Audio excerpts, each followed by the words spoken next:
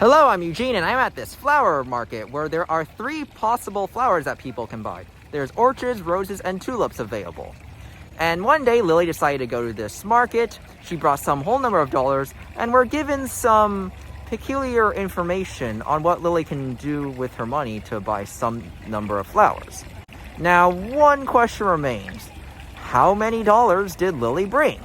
Well, this reminds me of some of those problems where we're given a whole number of dollars, and then you have like 1 or 2 options that you can buy, and then you can either spend some or all of your money and try to figure out the number of possible ways to buy them or so. But this time we're going in reverse, and solving that new scenario is a lot more complicated than I originally thought. Well, maybe if I can think about what worked in those other types of problems, I can get a start. Oh yeah, I can do variables, just like in the other problem. So let n be the number of dollars that Lily brought, x be the number of orchids that Lily bought, and then y be the number of roses that Lily bought. And then we get the equation 4x plus 6y plus 8 equals n. Or we can rearrange it as 4x plus 6y equals n minus 8. Which, now we're trying to think of what else we can do. That other information that we haven't used, the scenario where Lily did not buy any tulips. Okay, so she can either spend all of her money on orchids, so n must be divisible by 4, or she can spend as much roses as she can and then have $2 left remaining. So, and it has to leave a remainder of 2 when divided by 6. And then what happens if we consider, let's say, n minus 8? So 8 is divisible by 4, so divisibility by 4 will still be a thing. Divisibility by 6 might be a little trickier. I can think of n minus 8 as n minus 2 minus 6.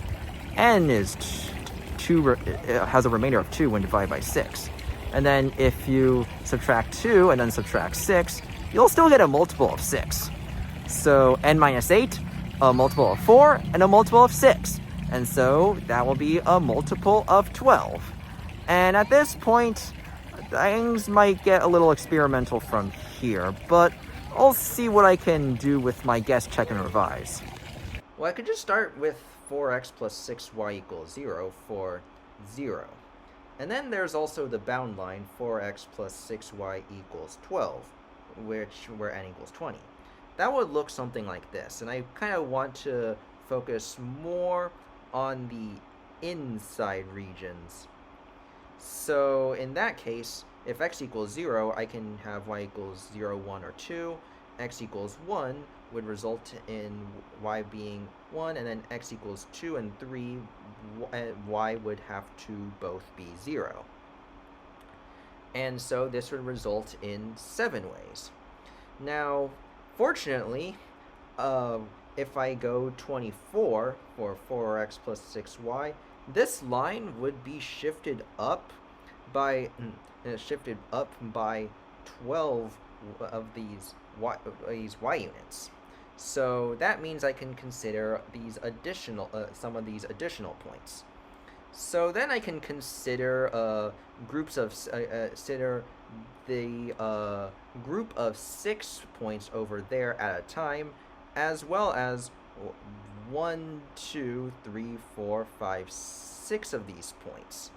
So then this would mean I would get 6 plus 6 plus 6 plus 1 equals 19 in this case. How about 4x plus 6y equals 36? In that case, I would, in this case, I can see 6 plus 6 plus 6 plus 6 plus 6 plus 6 plus 1 equals 37. Oh right, that's our target value.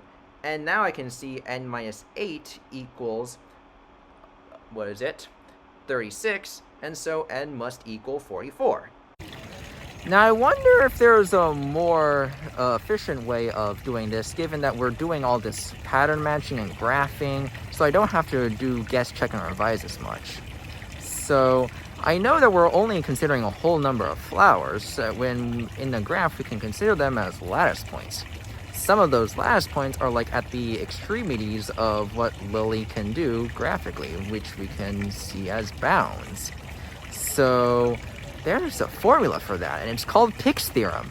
And it's not because we're picking flowers. Rather, it's a way of relating the area of a closed figure on the coordinate grid with the number of lattice points on the boundary and the number of lattice points that are inside. And maybe we can set up a relation between them and find a way to solve for n. I mean, we know the total number of lattice points that are either on the boundary or inside, and some of the geometry can be easy to calculate.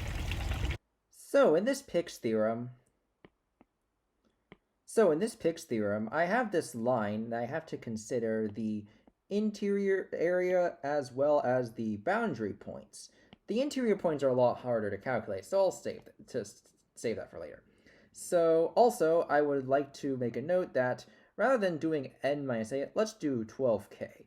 After all, n is always 8 more than a multiple of 12. So this means I can have the intercepts be easier to work with as so, and I can get the area right out of the bat. However, the boundary points are going to be a bit trickier to calculate. At first glance, it seems though there's a 2k and a 3k I can pull on, but there's also the endpoints to consider. If I'm just going to consider the entire segments there. So this means I have the 2k plus 1 and a 3k plus 1. Additionally, there's also the diagonal line. That's going to be a bit trickier to work with, but I could pull a little part and notice that in order to get to consecutive lattice points or so, I'm going to need to go down 2 and write 3. This means I can observe that there's going to be, for this of this diagonal, the lattice points, k plus 1. But at the same time, I've overcounted the vertices, so I'm going to need to subtract 3. As a result, this is just going to be 6k. Now the interior points, fortunately, I can indirectly get that from the 37 total solutions and get 37 minus 6k.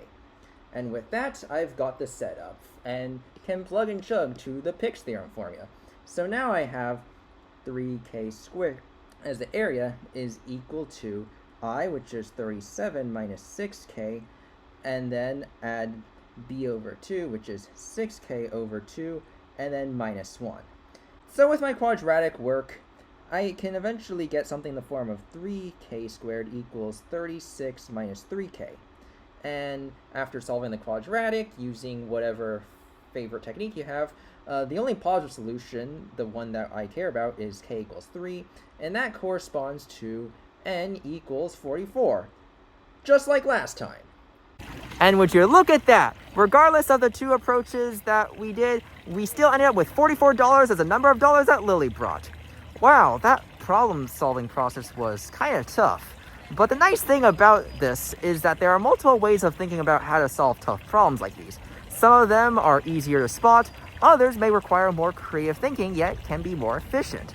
And the nice thing about having teammates is that those teammates can help come up with ideas that you may not have come up with on your own.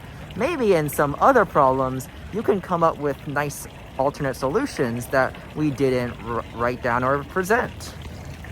Hi, everybody. This is Tim. Hope you're enjoying our videos. If so, you know what to do. Like, subscribe, turn on notifications, all that sort of thing. But what I'd really want to invite you to do is to send us an email at media@mathleague.org. Tell us which problems you'd like to see us cover next in our video series. Take care and see you in the next video.